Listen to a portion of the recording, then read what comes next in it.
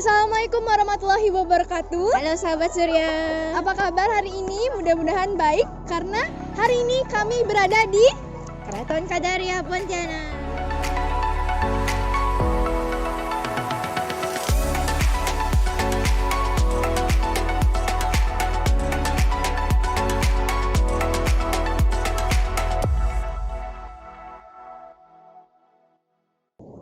Assalamualaikum warahmatullahi wabarakatuh. Halo Sobat Surya. Apa kabar semuanya? Apakah sehat? Hari ini kami akan mewawancarai Bapak Muhammad Doni Iswara dengan gelar Mas Pangeran Panji atau akrab disebut Pak Lang. Beliau merupakan sekretaris pribadi Sultan Pontianak. Apa kabar hari ini Pak Lang? Oh, jangan lemas-lemas juga. Ya, semangat Pak. Terus tadi kita dulur atau gini. Bapak hari ini kesibukannya akhir-akhir ini apa aja Pak? Ya, terus mendampingi Kesultanan Pontianak, kemudian ya kayak gini, banyak melayani publik dalam hal keterkaitannya dengan kesejarahan dan kebudayaan di Istana Kadria. Bapak sudah berapa lama mendalami sejarah Keraton Kadaria?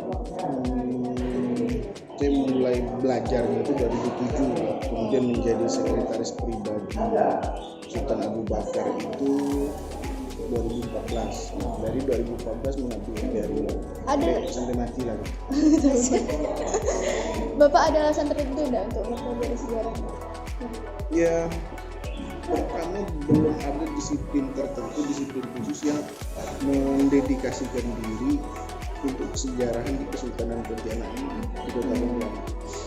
Dan kalau misalnya kita ke Jogja, kita ke Semarang, mereka punya banyak tutorial yang bisa menyampaikan informasi kesejarahan dan kebudayaan di tempat mereka. Sementara di sini kita belum ada nih. Nah, saya mendedikasikan diri untuk itu, tetapi kemudian lebih dikaryakan untuk menjadi sekretaris pribadi. Kan dalam rangka memperingati hari jadi Kota Pontianak nih Pak, mungkin baiknya kita tahu asal mula terbentuknya Pontianak gitu. Mungkin awal kedatangan Sultan ke Pontianak itu bagaimana? Ya, beliau tidak langsung jadi sultan ketika sampai ke Pontianak ini kan. Figuritas seorang Syarif Abdurrahman Al-Qadri itu pada masanya, pada zamannya itu lebih dikenal sebagai seorang pejuang di lautan.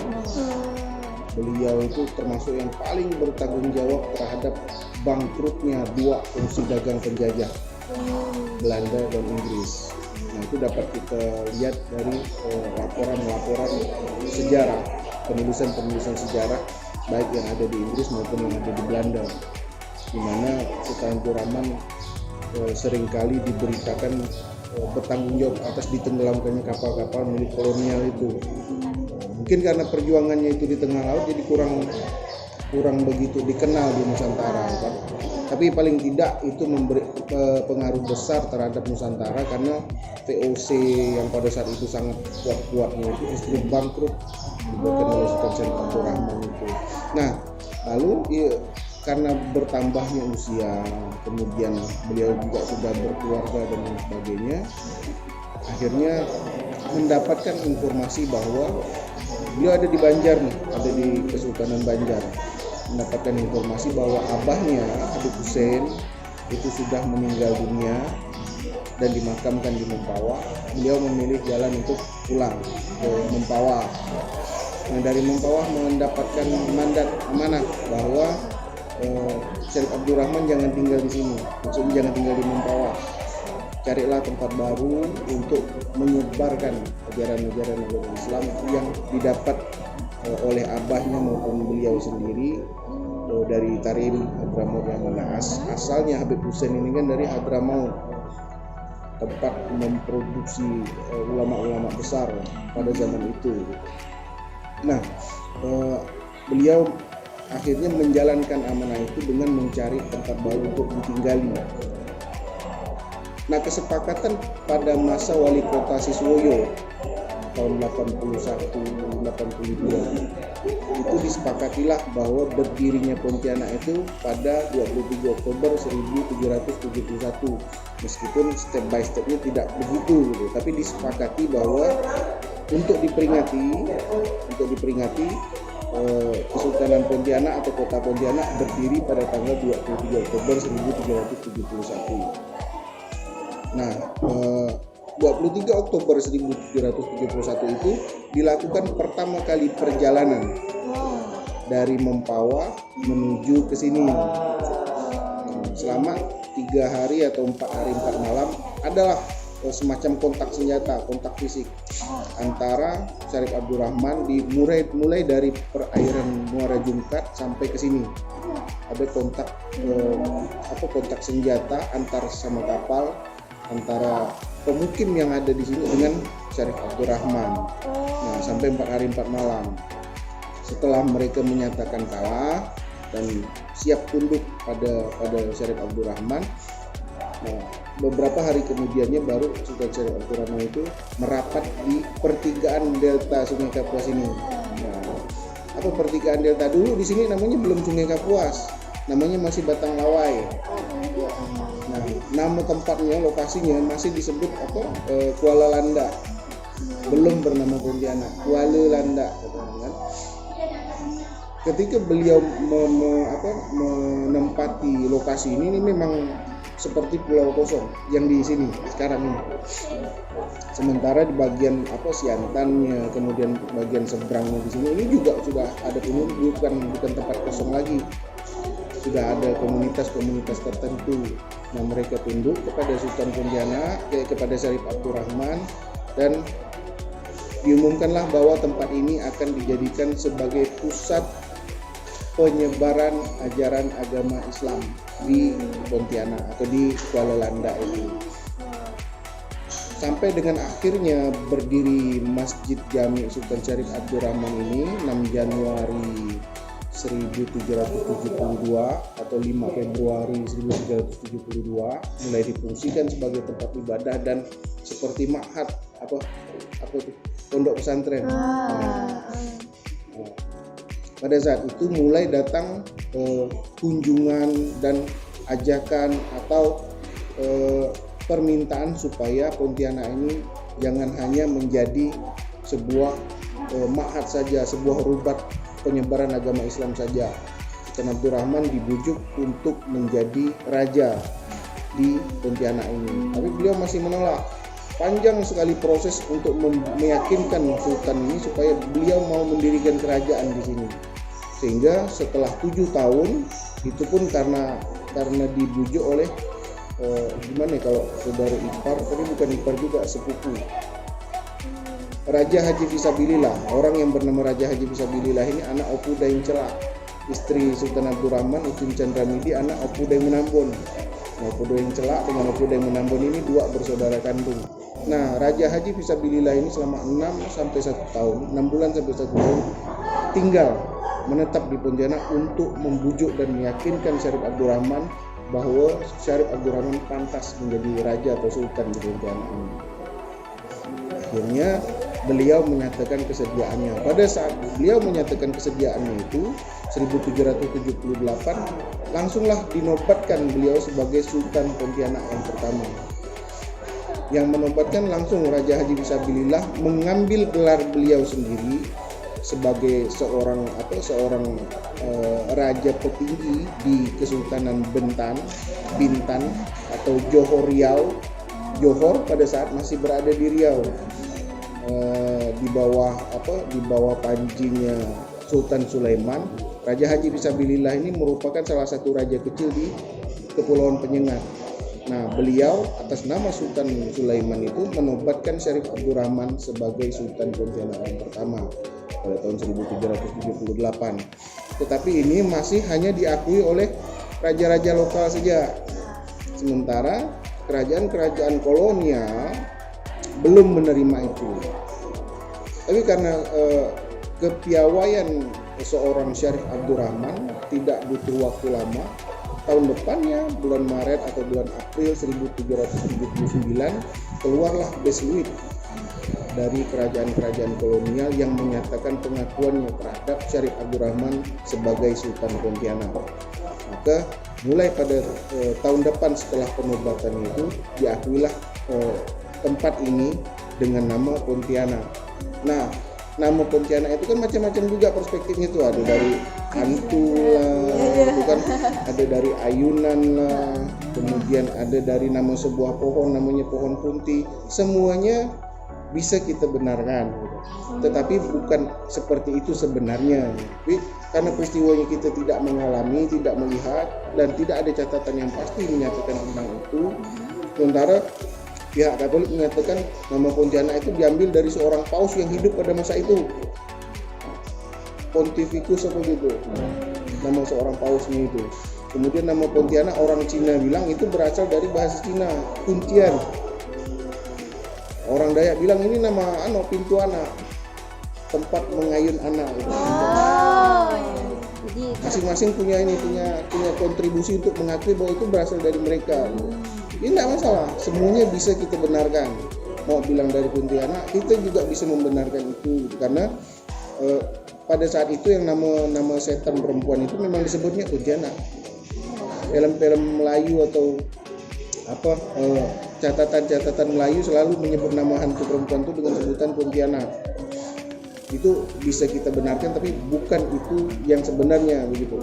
Hanya bagian dari khazanah aspek-aspek penyebab penamaan dari kota Pontianak. Nah, dari berbagai perspektif itu kemudian disepakatilah nama Pontianak itu baru digunakan setelah penobatan Sultan di tahun 1378 itu, dan disebarkan dengan surat warkah yang dikirimkan oleh Sultan Pontianak kemana saja, baik ke kerajaan-kerajaan di Kalimantan maupun kerajaan-kerajaan di luar Pulau Kalimantan dan kerajaan-kerajaan kolonial.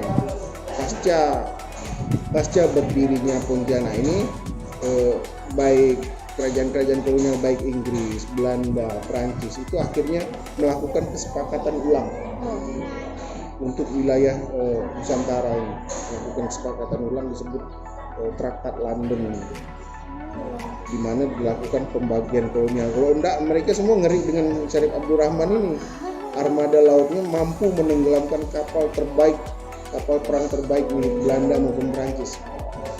Nah, akhirnya mereka melakukan traktat ulang, perjanjian ulang antar sesama kolonial untuk melakukan pembagian wilayah kolonialisme.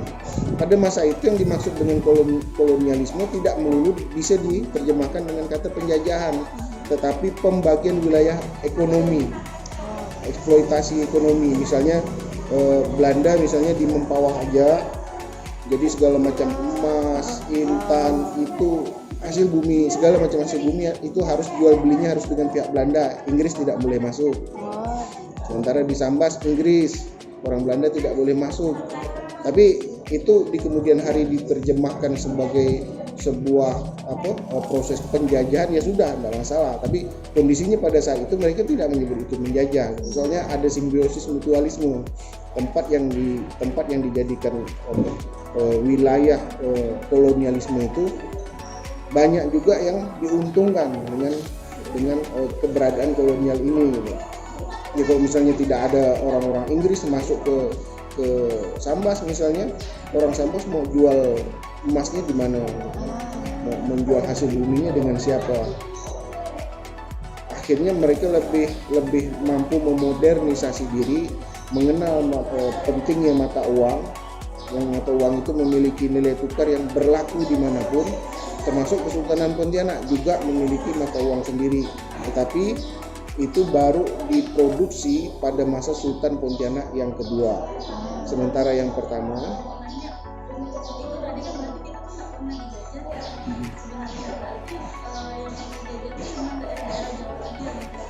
yang menyebut penjajahan ini kan harus didefinisikan kembali, itu kan merasakan kerugian yang baik tidak hanya dirasakan oleh alam tempat penjajahan itu berlangsung, tapi juga manusianya juga mengalami kerugian gitu kan. Harus ada pihak yang dirugikan dalam proses penjajahan itu gitu. Nah, di Pontianak di mana kebun milik Belanda? Katulistiwa nggak salah juga. Katulistiwa itu tugu, bukan kebun. Oh iya, bukan kebun. Dan itu dibangun atas kerjasama Jerman ada di situ. Tidak Poland Belanda yang mendirikan Tugu Katulistiwa itu, karena disepakati bersama. Mereka melakukan penelitian dulu, riset dulu, baru membangun 0 km di Tugu Katulistiwa sekarang ini. Itu tidak bisa menjadi bukti penjajahan. Di mana penjara milik kolonial di Pontianak. Seperti Lawang Sewu, kalau kita di Semarang itu ada Lawang Sewu. Itu kan penjaranya kolonial, tempat dipenjarakannya para pejuang, raja, kemudian hukuman mati bahkan dilaksanakan di situ. Di mana benteng milik Belanda Pontianak atau benteng Inggris. Di Sumatera ada nama Marlborough, ada benteng VOC, ada benteng di Jogja juga ada bangunan-bangunan milik kolonial yang memang ditujukan untuk keuntungan mereka dan merugikan orang-orang yang hidup lokal di tempat itu, di lander bahasa dia itu kan. Itu kan kelihatan prosesnya gitu. Di sini di mana? Nah, mutualisme, bahkan orang yang kebunnya cuma 2 petak pun baratnya, kalau Belanda mau membutuhkan hasil dari yang 2 petak itu dia harus beli. Kalau di sana kan enggak ada yang namanya ijon lah, kerja paksa lah. Di sini di mana kerja paksa itu? Sama. Nah, kalau Jepang, nah itu betul, dia melakukan pendudukan. Nah, pendudukan itu dimulai karena Pulau Kalimantan ini menjadi salah satu lokasi perang Asia Timur Raya itu. Salah satu lokasi perang Asia Timur Raya. Perang besar pertama itu terjadi akhir 41 di Tarakan dan Balikpapan. Pontianak melalui Sultan Hamid II juga ikut berperang, mengirimkan pasukannya long march. Tinggal dibayangkan ya, itu long march itu kan jalan kaki dari Pontianak ke Tarakan. Kita Pontianak empawah yang malas. Dari sekolah aja ke rumah nggak bisa. Pakai mobil nggak mampu dah. Iya, tidak hanya Pontianak, di Pulau Kalimantan ada Tarakan, ada Battle of Tarakan, bisa di googling di YouTube ya, atau di Google tuh. Ada Battle atau War of Balikpapan. Nah, di situ kita akan melihat luar biasanya sebuah perang besar yang menjadi agenda Perang Dunia Kedua itu. Dan itu terjadi di sini. Nah, pasca kemenangan Jepang, karena pada saat itu dia sedang superior, jangankan Kalimantan, Pearl Harbor yang menjadi pangkalan militernya tentara Amerika saja berhasil dia hancurkan pada saat itu gitu. Jadi yang penting pada saat dia menguasai Kalimantan itu, kita tidak dalam kondisi yang melawan, kalah perang, kalah karena berperang gitu, bukan karena kalah karena diam-diam saja. Termasuk Sultan Hamid II pada saat itu masih menjabat kolonel itu akhirnya tertangkap dan etika perang dunia seorang pimpinan perang tidak boleh dibunuh, dia boleh ditawan dan ditahan. Nah, pada saat itu Sultan Hamid II itu sedang terluka parah, jadi dibawa ke Stovia Jogja, kemudian setelah sembuh ditawan di Batavia, di penjara Jepang yang ada di Jakarta. Sehingga proses yang terjadi di Pontianak, ada genosida, pembantaian massal itu, Sultan Hamid II tidak melihat itu, bahkan tidak mengalaminya, tapi beliau juga mengalami yang lebih parahnya gitu, di mana di Tarakan dan Balikpapan itu dibombardir dalam perang Asia Timur Raya. Sayangnya sejarah Indonesia tidak ikut menceritakan perang itu. Kita juga nggak tahu. Makanya banyak yang tidak tahu, orang taunya perang besar di Indonesia di mana? 10 November Surabaya. Battle of Tarakan, Battle of Balikpapan, se-Kalimantan turun ke sana semua, termasuk Pontianak, dengan segala macam energinya, senjata, manusia ikut turun ke sana bertempur, mencoba berikhtiar untuk melawan kekuatan Jepang di sana. Kalah. Nah, 2 kali yang 41 kalah, 42 kalah juga. 43 mulai ada perlawanan yang bisa menahan mereka. 44 akhirnya kita bisa mengusir Jepang, tapi di Tarakan dan Balikpapan. 44 baru bisa mengusir Jepang di sana, di pos Tarakan dan Balikpapan itu. Itu pun yang memenangkannya sudah bukan orang kita lagi, tapi sekutu tentara Amerika, tentara Australia. 45 pasca pengeboman di Hiroshima Nagasaki, akhirnya mereka dengan sendirinya meninggalkan Pontianak. Pada saat mereka meninggalkan Pontianak kan dalam kondisi kabur itu dikejar oleh Australian troops, dikejar untuk dibawa kembali ke Pontianak, ditangkap, dibawa kembali ke Pontianak untuk dieksekusi mati di Pontianak. Eksekusi mati terhadap sisa-sisa kekuatan Jepang di kota Pontianak itu dilakukan dan dikubur di sekarang Rumah Radang. Bahkan di situ tempat pembantaian massal yang dilakukan oleh Jepang juga. Kalau pernah hidup tahun 80-90-an pasti akan melihat cerukan dari depan dinas sosial, kantor dinas sosial sampai ke bundaran Kota Baru itu kan ada cerukan. Nah, itu merupakan lokasi pembantaian massal. Banyak sekali bangkai manusia di situ, bahkan lebih besar jumlahnya dibandingkan di Mandor. Nah, itu dia. Kemudian pembantaian massal di Jepang saja yang dilakukan Jepang di Pontianak itu 3 lokasi. Nah, pertama yang kita sebutkan tadi, yang kedua itu Pangkalan Tinggi atau Senghi. Di Senghi itu bahkan jumlahnya lebih besar daripada di Kota Baru itu. Cuman tidak bisa dihitung jumlahnya karena begitu dilakukan sungkup atau pemancungan langsung dibuang ke badan sungai. Lokasi yang ketiga dulu disebut Durian Sebatang. Sekarang antara Mall Matahari sampai ke SMP 1. Nah, itu lokasi pembantaian massal itu. Termasuk jasad Sultan Pontianak, Syahid Sultan Syarif Muhammad Al-Gadri juga ditemukan di lokasi itu, Durian Sebatang itu. Atau orang Belanda menyebutnya Gerhof. Atau sekarang lebih dikenal sebagai jalan apa namanya itu? Jenderal Urip.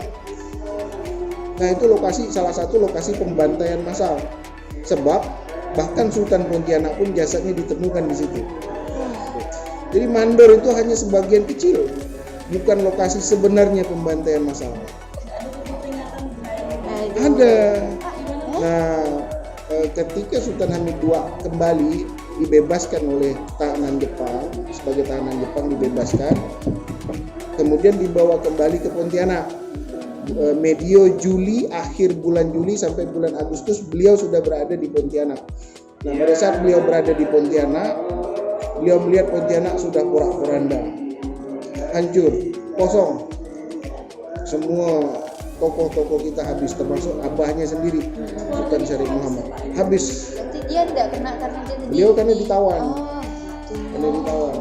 Nah, pada saat sudah melakukan evakuasi termasuk di Mandor, ada 9 atau 10 makam di Mandor, itu Sultan Hamid II yang bangun, yang di Mandor. Kemudian 2 yang di Singkawang juga Sultan Hamid II yang bangun pemakaman massalnya. Kemudian ada beberapa di Ketapang.